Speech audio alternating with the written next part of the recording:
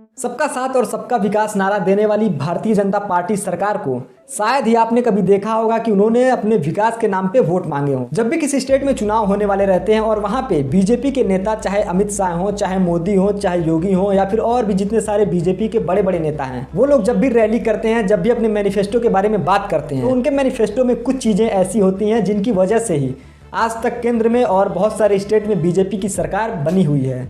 उनके मैनिफेस्टो की शुरुआत होती है हिंदू मुस्लिम, मंदिर मस्जिद, पाकिस्तान, फलाना ढिमकाना। अगर इन सारे पॉइंट पे वो लोग बात ना करें और इस देश के लोगों को गुमराह ना करें तो मुझे लगता है कि बीजेपी की जो पॉपुलैरिटी है वो काफ़ी हद तक नीचे गिर जाएगी और कई सारे स्टेट में इनकी सरकारें गिर सकती हैं और यहाँ तक कि इनकी जो केंद्र की कुर्सी है जिस पे प्रधानमंत्री मोदी विराजमान है उससे भी इन्हें हाथ धोना पड़ सकता है। आने वाले 2-3 महीने के भीतर कई सारे दक्षिण भारत के स्टेट में चुनाव होने वाले हैं और उन्हीं इलेक्शन को ध्यान में रखते हुए भारतीय जनता पार्टी के बड़े बड़े नेता जिनकी पकड़ दक्षिण भारत में मजबूत नहीं है, वो लोग दक्षिण भारत में ऐसे ऐसे स्पीच दे रहे हैं जिससे मुस्लिम और हिंदुओं के बीच तनाव पैदा होगा, जिससे उन लोगों को वोट मिलेंगे और वहाँ पे जहाँ पे उन्होंने कभी सरकार नहीं बना पाई है वहाँ पे भी सरकार बनाने में कामयाब हो जाएंगे। हमेशा की तरह बीजेपी का एजेंडा सेट है कि सिर्फ मुस्लिम कम्युनिटी को टारगेट करना है और दक्षिण भारत में भी वोट बटोरने हैं और वहाँ पे भी सरकार बनानी है। और इसी काम को करने के लिए बीजेपी IT सेल के मेंबर दिन रात मेहनत करते हैं कि किस तरह से मुस्लिम कम्युनिटी को परेशान किया जाए,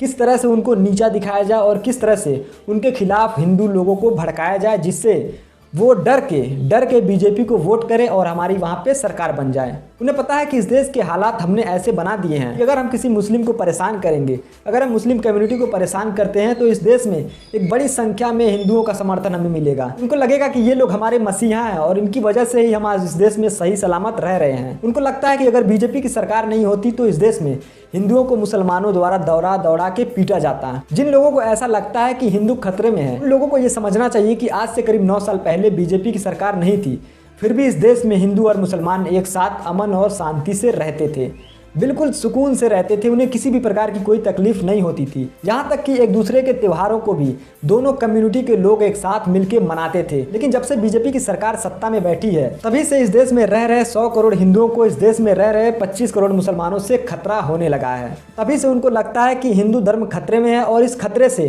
हमें निकालने वाली सिर्फ एक ही पार्टी है जिसका नाम है भारतीय जनता पार्टी। हमारे देश का इससे बड़ा दुर्भाग्य नहीं हो सकता कि एक ऐसा व्यक्ति जिसे अपराध की दुनिया का बेताज बादशाह माना जाता था, जिसे उसकी गुंडई के चलते उसके राज्य से तड़ीपार कर दिया गया था, वो हमारे देश का गृह मंत्री है। दरअसल अमित शाह तेलंगाना दौरे पे गए हुए थे और वही तेलंगाना जहां पे बीजेपी सरकार नहीं बना पाती है, वहां पे उन्होंने खुले मंच से एक तरफा तरीके से मुस्लिम कम्युनिटी को टारगेट करते हुए कहा कि अगर तेलंगाना में बीजेपी की सरकार बनती है, अगर आप लोग हमें समर्थन देते हैं तो हम सबसे पहला काम ये करेंगे कि मुस्लिम रिजर्वेशन को ख़त्म कर देंगे, जिनमें उन्होंने साफ तौर पे क्लियर कर दिया कि वो लोग मुस्लिम विरोधी लोग हैं और उनकी सरकार पूरी तरह से मुस्लिम विरोधी काम करने में लगी हुई है। तो फिर ये लोग ये नारा क्यों देते हैं कि सबका साथ और सबका विकास। मैं यहाँ कहकर जाता हूँ, भारतीय जनता पार्टी की सरकार बनेगी तो एक गैर संवैधानिक मुस्लिम रिजर्वेशन को हम समाप्त कर देंगे।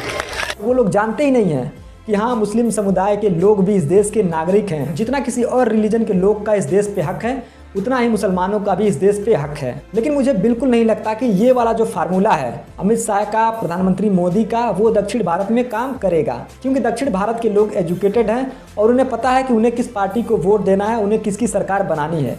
उन्हें पता है कि उन्हें रोजगार की बात करने वाले लोगों को वोट देना है कि मंदिर और मस्जिद की बात करने वाले लोगों को वोट देना है। उन्हें अच्छे से पता है उन्हें मंदिर मस्जिद नहीं, उन्हें नौकरी चाहिए। मेरी ये बात बहुत सारे लोगों को बुरी लगती होगी और लगनी भी चाहिए, क्योंकि यही हमारे देश की सच्चाई है और इस सच्चाई से हम कभी मुंह नहीं मोड़ सकते। हमारे देश की ये सच्चाई है कि हमारे देश के प्रधानमंत्री बिना टेलीप्रॉम्प्टर के कोई स्पीच नहीं दे सकते, वो बोल ही नहीं पाते हैं। अगर टेलीप्रॉम्प्टर खराब हो जाए तो वो उसी दम वहीं पे रुक जाते हैं। और हमारे देश के गृह मंत्री, जिन्हें ताड़ीपार भी कहा जाता है, जिनकी भाषा और गुंडे की भाषा में कोई खासा फर्क नहीं होता है, जिन्हें शौक है सिर्फ चुनी हुई सरकारों को गिराने में, इसी वजह से अमित शाह को हॉर्स ट्रेडिंग का मास्टरमाइंड कहा जाता है। दोस्तों, हॉर्स ट्रेडिंग का मतलब ये होता है कि किसी स्टेट में चुनी हुई सरकार को पैसे या फिर पावर के दम पे गिरा देना। और हमारे देश के गृह मंत्री खुले मंच से ये कबूल करते हैं कि वो हॉर्स ट्रेडिंग करते हैं और करते रहेंगे आगे भी। अभी हाल ही में देश के गृह मंत्री अमित शाह कोलकाता में अपनी एक रैली में अपने स्पीच में डायरेक्टली तौर पे कहते हैं कि अगर 2024 में बीजेपी की सरकार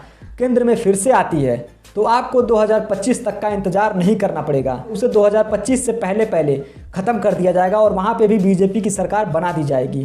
24 में 35 सीट दीजिए, मैं बताता हूँ 25 की जरूरत नहीं पड़ेगी।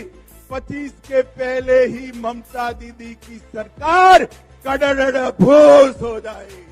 इसका सीधा मतलब है कि अगर 24 में केंद्र में बीजेपी की सरकार बनती है तो हम फिर से हॉर्स ट्रेडिंग करेंगे और कोलकाता में जितने भी विधायक हैं उन विधायकों को खरीद के हम वहाँ पे ममता की सरकार गिरा देंगे और वहाँ पे हम फिर से बीजेपी का सरकार बना लेंगे। और इन सारे नेताओं के इन्हीं बातों में आके हमारे देश की जनता ये भूल चुकी है कि हमारे देश में असल मुद्दे क्या हैं, हमारे देश में बेरोजगारी कितनी है, हमारे देश में महंगाई कितनी है। हमें सरकारों से इस बात के लिए मांग करनी चाहिए कि वो हमें रोजगार मुहैया कराएं या फिर हमारे देश की जो महंगाई है उसको नीचे करें, क्योंकि महंगाई से आम जनता बिल्कुल परेशान हो चुकी है। लेकिन माहौल देख के लग रहा है कि जनता को इन सारे बातों से, इन सारे मुद्दों से कोई मतलब नहीं है। उन्हें मतलब सिर्फ इस बात से है कि किस राज्य में किस जगह पे मुस्लिम लोगों को परेशान किया जाता है, किस जगह पे मुस्लिमों के मस्जिद पे हमले किए जाते हैं, किस जगह पे मुस्लिमों को गालियां दी जाती हैं। यही है आज के भारत की नई तस्वीर, जिसे हम चाह कर भी भुला नहीं सकते हैं। तो दोस्तों आज के लिए बस इतना ही, और वीडियो पसंद आए तो वीडियो को लाइक करके चैनल को सब्सक्राइब कर लीजिएगा और मिलते हैं अगली वीडियो में। धन्यवाद।